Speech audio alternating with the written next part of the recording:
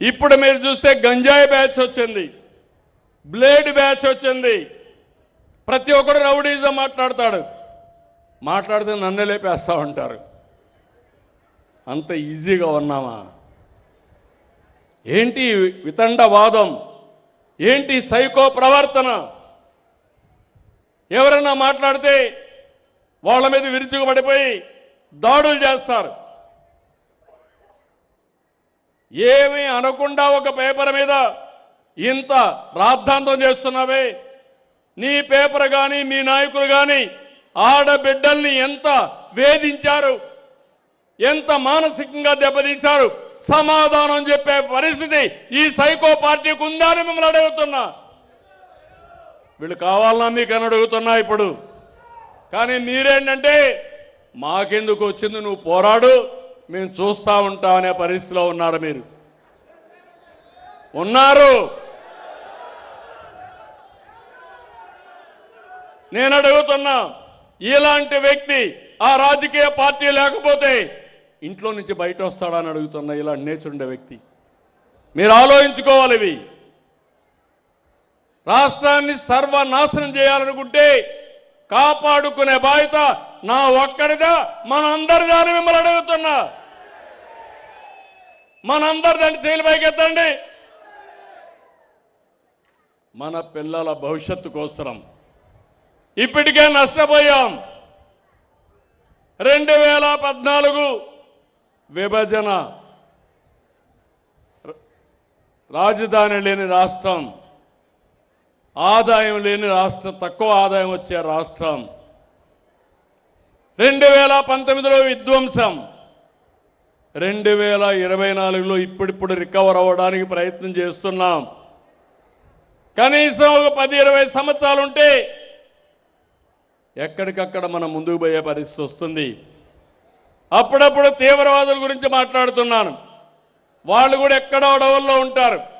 ఒకసారి వచ్చి అటాక్ చేసి మళ్ళా వెళ్ళిపోతారు. అంటే భయభ్రాంతులు చేస్తారు. ఈయన అంతే, ఎక్కడో ఉంటాడు, అప్పుడప్పుడు వస్తాడు ఇక్కడికి. వచ్చి ఒక ఇష్టానుసారంగా మాట్లాడి బెదిరించి మళ్ళా పారిపోతూ ఉంటాడు. ఇలాంటి నాయకులు మనకు కావాలని అడుగుతున్నా. సమస్యల పైన చెప్పండి, నేను పోరాడతా. వాస్తవాలు మాట్లాడండి, నేను జవాబిస్తా. కానీ అమరావతిలో అవినీతి జరిగిపోయిందంట. అమరావతికి 2 లక్షల కోట్లు కావాలంట. అమరావతి ల్యాండ్ మానిటైజేషన్ ప్రాజెక్టు హైదరాబాద్లో ఒకప్పుడు ₹1,00,000 20,000 ఎకరా ఉంటే అభివృద్ధి అయిన తర్వాత 175 కోట్ల రూపాయల ఎకరా అయ్యింది. అది సంపద సృష్టించే మార్గం. ఇది మీరు చేసేది విధ్వంసం. ఇప్పుడు అంటున్నాడు విజయవాడ, గుంటూరు, మచిలీపట్నం అదే చేస్తున్నాం CRDA. అంటే అమరావతి పేరు చెప్పడానికే ఇష్టపడిన వ్యక్తి ఈ రాష్ట్రాన్ని పాలించే అర్హత ఉందా తమ్ముళ్ళు అని మిమ్మల్ని అడుగుతున్నా. ఇలాంటివన్నీ కూడా మనం గుర్తుపెట్టుకోవాల్సిన అవసరం ఉంది. నేను ఒకటే మిమ్మల్ని అందరినీ కోరుతున్నా ఈరోజు, ఎందుకంటే నేను చెప్పాలి, గట్టిగా చెప్పాలి. ఏదో పార్టీ ఉందని ఒక 50 మందిని రోడ్లు వేసుకొచ్చి విధ్వంసం క్రియేట్ చేసి, లా అండ్ ఆర్డర్ క్రియేట్ చేసి, ప్రజలకు ఇబ్బందులు కలిగించే పరిస్థితి ఏదైనా మాట్లాడితే దానిపైన నా మీద, పార్టీ మీద, ప్రజాస్వామ్యం గురించి మాట్లాడతారు. కడాన మీరు చూస్తే నేను ఈరోజు అరెస్ట్ చేయాలంటే ఎంతో పడుతుంది. ఇలాంటి వ్యక్తుల్ని చెయ్యను. చట్టం దాని పని చేస్తుంది తప్ప నేను ఎప్పుడు కూడా తప్పు చేయను. అదే ఆ రోజు మీరు చూడండి, నేను నంద్యాలలో ఉంటే నోటీసు కూడా ఇవ్వకుండా నన్ను తీసుకుపోయి ఏ తప్పు చేయకుండా జైల్లో పెట్టేశాడు. అంటే మీరందరూ గుర్తుపెట్టుకోవాలి, ఇలాంటి నాయకుల్ని మనం ప్రోత్సహిస్తే ఎవరికి రక్షణ ఉంటుంది, ఏ ఆడబిడ్డకు రక్షణ ఉంటుంది, ఎవరికి భవిష్యత్తు బాగుంటుందో ఆలోచించాల్సిన అవసరం ఉంది.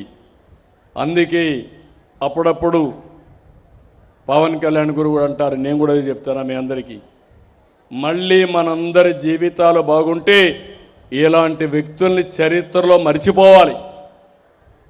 ఇలాంటి వ్యక్తుల వల్ల మనకు లాభం లేదు, యామారితే మనకు చాలా నష్టం వస్తుందని చెప్పి కూడా నేను మీకు తెలియజేస్తున్నా. ఇక్కడికి వచ్చినప్పుడు నేను ఊటే హామీ ఇస్తున్నా, ఈ సభ ద్వారా ఈ ప్రభుత్వం అన్ని విధాల ప్రయత్నం చేస్తాం, సర్వశక్తులు ఒడతాం. ఈ రాష్ట్రాన్ని 2047కి భారతదేశంలోనే నెంబర్ 1 రాష్ట్రం ఏదంటే దానికి చిరునామాగా ఆంధ్రప్రదేశ్ ఉంటుంది. ప్రపంచంలోని ఒక అగ్రజాతిగా తయారు చేసుకుంటాం. ఈరోజు ఇంకొక పక్క మీరు చూడండి, యుద్ధాలు ప్రపంచం మొత్తం కూడా ఏ విధంగా అమెరికా, ఇజ్రాయెల్, ఇరాన్ ఈ యుద్ధంతో మన జీవితాలు కూడా ఇబ్బంది పడే పరిస్థితి వస్తున్నాయి. గ్యాస్ అందుబాటులో లేదు, ఎల్పిజి ఇబ్బందులు ఉన్నాయి.